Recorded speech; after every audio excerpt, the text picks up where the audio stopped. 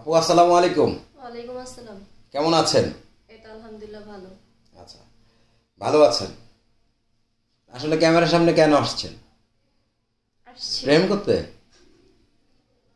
হ্যাঁ, সত্যি দেখা যাক। হাসিটা তো অনেক সুন্দর। হ্যাঁ, আচ্ছা, নজর লাগবে, বেশি বলেন না।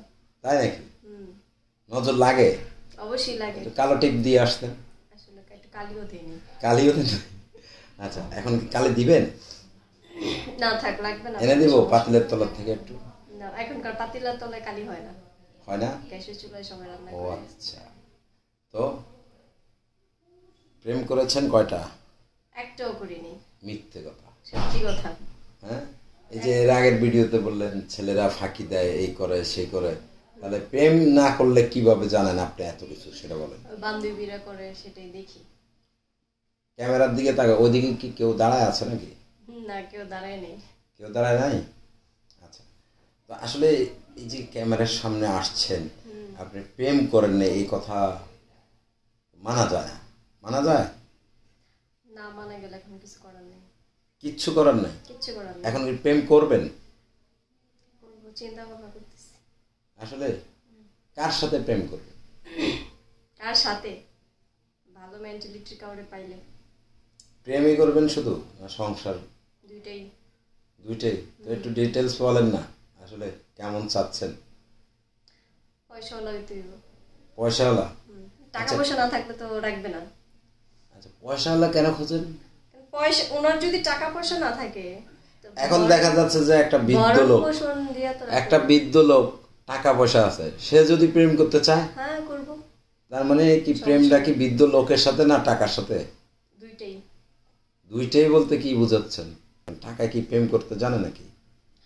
টাকায় প্রেম করতে জানা, টাকা ছাড়া কোনো কিছু মানে আসে না লাইফে। কোনো কিছুই আসে না? না, আচ্ছা, লাইফে কি কি আসার দরকার আছে? লাইফে সবকিছুই আসার দরকার আছে। সব কিছু বলতে কি, আপনি তো এক কথায় সব শেষ করে দিচ্ছেন, আমরা একটু ডিটেলস আকারে শুনি। সবকিছু বলতে টাকা ছাড়া তো কোনো কিছু চলে না। যেমন টাকা ছাড়া এখন আমার মন ছিল একটু শপিং করতে, মানে শপিং করার জন্য বললাম, এখন ওর কাছে টাকা না থাকলে ও আমাকে শপিং মলে নিয়ে যেতে পারবো না, বা কোনো কিছু কিনাও দিতে পারবো না। আপা, আপনার কথার পরিপ্রেক্ষিতে একটি কথা না বললে একেবারে নয়। বলুন। আমরা যখন বড় হয়েছি, আমাদের বাবা মা যখন আমাদেরকে বিয়ে করাবে, তার আগে কিন্তু আমাদের বাবা মা বলেছে বিয়ে করার আগে তোমার কলা গাছ রুইতে হবে, কারণ হাতির জন্য হাতি পালবা, হাতি পালার আগে কলা গাছ রুইতে হবে, যেহেতু হাতির খাবার দিতে হয়। তো আপনার কথার পরিপ্রেক্ষিতে বলার কি, আপনি বলেছেন যার টাকা আছে তার কাছে আপনি বিয়ে বসবেন। তো টাকা ছাড়া কি দুনিয়াতে অন্য কিছু নাই? প্রেম, ভালোবাসা, মমতা, মায়া মমতা কোনো কিছুই নাই? দেখি না তো, থাকতেছে না তো।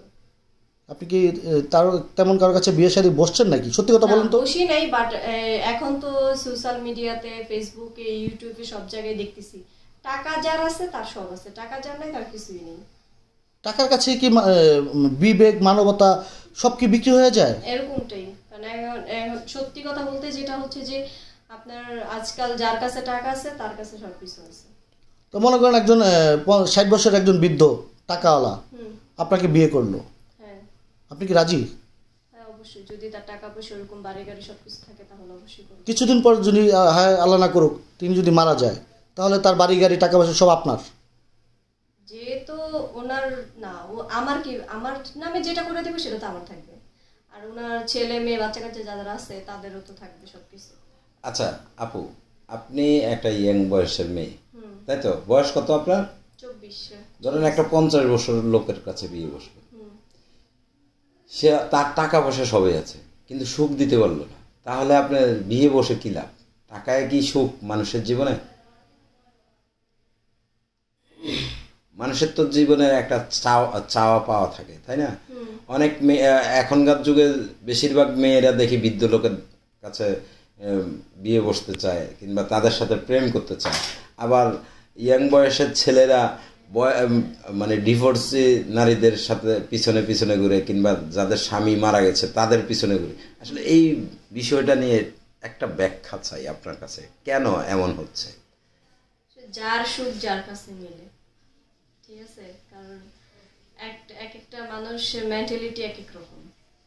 এখন অনেকেই তো দেখতেছেন যে বয়স্ক পুরুষের কাছে ওরকম মেয়েরা অল্প বয়সে মেয়েরা বিয়ে করতেছে বা বসতেছে, হ্যাঁ। তো সেই ক্ষেত্রে দেখা যায় যে আর কিছুদিন আগে ওই যে একটা ভিডিও দেখলাম, দাদিরে বিয়ে করছে। তো দাদিরে বিয়ে করছে, দাদির নামে অনেক সয় সম্পত্তি আসি বিদেই কিন্তু বিয়েটা করছে না, তো দাদিরে কেন বিয়ে করতে যাইব? আসলে যত কিছুই বলি না কেন সব কিছুই ঘুরে ফিরে কিন্তু টাকার মাঝখানে আসে। টাকা আসে বিদেই উনি ওনার মতো করে খরচ করতে পারবো বিদেই কিন্তু করতেছে। সে বিয়েটা কিন্তু আবার ভেঙেও গিয়েছে, তার মানে দাদি কি তাকে কিছুই দেয়নি, সেজন্য কি ভেঙে গিয়েছে? বিয়েটা আসলে ভাঙে গেছে কিনা আমি শিওর না, আমি দেখি নেই। তাদের কিন্তু ডিভোর্স হয়ে গেছে, বলতে পারবো না আসলে। আচ্ছা, আপনার কথার পরিপ্রেক্ষিতে আরেকটি কথাই না চলে আসলো আর কি। যাই হোক, আপনি বললেন যে 60 বছরের বৃদ্ধর কাছে আপনি বিয়ে বসবেন যার টাকা আছে, আপনার নামে যদি কিছু লিখে দেয় সেটা আপনার, তাই না?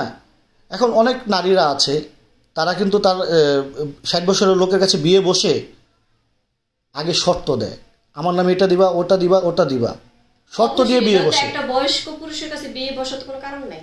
আপনার কি শর্ত আছে? আমার ওরকম আহামরি কোনো চাহিদা নেই, শুধু হচ্ছে যে কি বলেন বলুন। টাকা পয়সা, যেমন একটা বাড়ি বা একটা ফ্ল্যাট কিনা দিল, ঠিক আছে। মানে বৃদ্ধ লোকের কাছে বিয়ে বসলে শর্ত আছে, যদি আপনার সমতুল্য বয়সের 30-35 বছরের বয়সের যদি হয় তাহলে তার কাছে কি চাইবেন? তার কাছে তার দিক থেকে একটু হয়তো একটু আলাদা হইতে পারে, কারণ হচ্ছে যে যেহেতু একটু ম্যাচুরিটির ব্যাপার আছে তার ভিতরে, ঠিক আছে। ওই একটা সংসার নর্মালি মানুষ যেভাবে করে হয়তো ওইরকমটাই হইব। তার সাথে ভালোবাসার মতো মন মানসিকতা থাকলে ওই ধরনের সংসার হবে, তাই তো? আচ্ছা, এই যে বৃদ্ধর কাছে বিয়ে বসলে ফ্ল্যাট লাগবে কিংবা গাড়ি লাগবে কিংবা টাকা লাগবে, এত অল্প বয়সের একটা বৃদ্ধর কাছে কেন বিয়ে বসবে?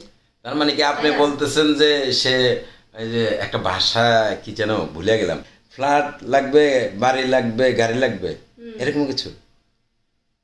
আপনি কি আপনার নিজেকে নিজে ভার্জিন এখনো মনে করছেন? অবশ্যই। সত্যি? আপনি কি ভার্জিন? না না, আপনি কি ফ্রেশ আছেন এখনো? আপনি কি নিজেকে ফ্রেশ দাবি করছেন? কিভাবে এখন এটা কেমন ধরনের প্রশ্ন যে কিভাবে? আচ্ছা, আপনি আপনার নিজেকে নিজে এখনো ফ্রেশ মনে করছেন? শিওর? হ্যাঁ। আচ্ছা, যাক, সেটা আপনিই বলতে পারবেন। হ্যাঁ, সেটাই। তাই তো? আচ্ছা আপু, তো মানে আপনি ফ্রেশ আছেন বিদেয় কি মানে বাড়ি গাড়ি টাকা পয়সা লাগবে, না আসলে বৃদ্ধর কারণে টাকা পয়সা লাগবে, কোনটা? দুইটাই বলতে উনি একাতে বৃদ্ধ, দ্বিতীয়ত আমি ফ্রেশ। আচ্ছা, আমি কিন্তু খুলনাতে একটি নিউজ কভার করেছি। 70 বছরের দাদা 40 বছরের দাদিকে বিয়ে করেছে। আচ্ছা, তো আপনি কি সেই ধরনের দাদার কাছে বিয়ে বসতে চান কিনা? যদি কোনো দাদা এখনো বসে আছে, হয়তো আপনার মতো কোনো রমণীকে পেলে বিয়ে করবে। হ্যাঁ, যদি এরকম প্রপোজাল আসে অবশ্যই করব। করবেন? তার শর্ত কি আপনার? শর্তগুলো একটু বলে দেন। শর্ত হচ্ছে তার যদি জায়গা আর্থিক ওরকম সম্পত্তি থাকে তাহলে কিছুটা আমার নামে দিতে হবে। আচ্ছা, তো আপনার তো বাবা নেই, মা আছে, ছোট ভাই আছে, তাই তো? তারা কি রাজি হবে? ফ্যামিলি রাজি হবে এমন বয়সের লোকের কাছে? ধরেন বাবার বয়সী লোক হয়ে যায় কিংবা দাদার বয়সী লোক হয়ে যায়। ফ্যামিলি আসলে নিজের ভালো পাগলও বুঝে, তো এখন দেখা যায় যে ভালো থাকার জন্য মানুষ সবকিছু করে। আচ্ছা, দাদার কাছে আপনি বিয়ে বসতে রাজি, তো দাদার যদি নায়নাতকুর থাকে বা দেখা গেছে ছেলে পেলে থাকে তাহলে সমস্যা নেই। তারা কি আপনাকে আম্মা বলে ডাকবে? অন্য কি? নাতি যদি থাকে, নাতি যদি আপনার বয়সী হয়ে যায়, যদি আপনাকে দাদার কাছ থেকে নিয়ে টানাটানি করে? না, এরকমটা মনে হয় না করবে। তো করেছে তো, ওই যে আপনি যে বললেন দাদিকে বিয়ে করেছে বলে কি ভোলায়? ওটা তো দাদা নাই, দাদা মারা গেছে। দাদা যদি মারা যায় তখন যদি আপনাকে, সেটা পরে সাবজেক্ট। আগে জীবিত একটা মানুষের যদি বাইরে ফেলান তাহলে কিভাবে? আগে মানুষ তো মারা যাক, সিচুয়েশন যেটা আসবে সেটাই মোকাবেলা করতে হবে। আচ্ছা, যাক দর্শক, আসলে আপনার নাম ঠিকানা যদি একটু বলতেন। আমরা তো অনেক কথা বললাম। বাড়ি হচ্ছে কুমিল্লাতে, চান্দিনা থানা, বাড়ি। তো আসলে আপু, আমরা তো অনেক দুষ্টমি করেছি, আসলে সিরিয়াসলি আপনার জীবনে কি একবারও প্রেম হয়নি? কেউ কি কখনো প্রস্তাব দেয়নি? হ্যাঁ, আসছে অনেক। কত আসছে? একটু বলেন না বইনা রাখি প্লিজ, একটা ধারণা আমি একটু স্পষ্ট। 100 এর উপরে, 100-র উপরে। আচ্ছা, আসলে আপনার জীবনে এই যে প্রেমের প্রস্তাবগুলো 100-র উপরে আসছে, কোন কোন সময়গুলোতে আসছে যদি একটু বলতেন?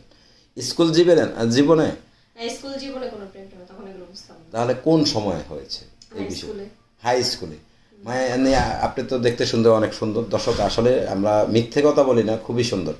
এই যে হাই স্কুলে ওঠার পর আসলে কি ঘটেছে একটু যদি ডিটেলস আকারে বলতেন। কিছু ঘটে নেই, ঘটার মতো কোনো কিছু হয়নি। ফুল নিয়ে কেউ দাঁড়ায় নেই সামনে? না, এরকম না। মানে কিরকম, মানে প্রেমের প্রস্তাব তো 100-র উপরে আসছে। দিয়ে বলছে যে হ্যাঁ এই মেয়েটার ভালো লাগছে বা তোর বান্ধবীর ভালো লাগছে, তখন এরকম মেন্টালিটি মাথায় কাজ করে নাই। আচ্ছা, পিছনে পিছনে কি কেউ কখনো ফলো করে নাই? হয়তো বা করছে, আমি দেখিনি এরকম কিছু। আচ্ছা, তো ঠিক আছে দর্শক, আসলে আমরা অনেক কথাই জানতে চেয়েছি, তো জানতে পারলাম কিছুটা হলো। তো যদি কারো ভালো লাগে তাহলে আমরা এই বোনটির নাম্বারটা দিয়ে দিচ্ছি। আপনার নাম যেন কি বললেন? সুমি।